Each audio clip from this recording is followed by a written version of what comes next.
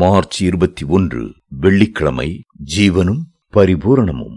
நானோ அவைகளுக்கு ஜீவன் உண்டாயிருக்கவும் அது பரிபூரணப்படவும் வந்தேன். யோவான் 10:10. கர்த்தர் மனுஷனை சிருஷ்டித்த போது அவனை ஆரோக்கியமுள்ளவனாகவும் பலன் உள்ளவனாகவும் வல்லமையும் சத்துவமும் உள்ளவனாகவும் தான் சிருஷ்டித்தார். ஏதேன் தோட்டத்திலே எந்த வியாதியும் நோயும் இருந்ததில்லை. அன்புள்ள சிருஷ்டிகர்த்தர் ஒவ்வொரு நாளும் பகலின் குளிர்ச்சியான வேளையிலே ஏதேன் தோட்டத்திலே இறங்கி உலாவினார். அந்த தோட்டமெல்லாம் தெய்வீக ஆரோக்கியத்தினால் நிரப்பப்பட்டிருந்தது.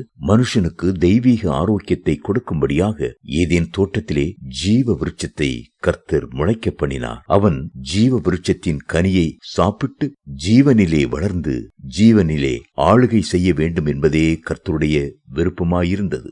மனிதன் நோய்வாய்ப்பட வேண்டும் என்பதோ பலவீனம் அடைய வேண்டும் என்பதோ அன்புள்ள பிதாவின் சித்தமாய் இருந்ததில்லை.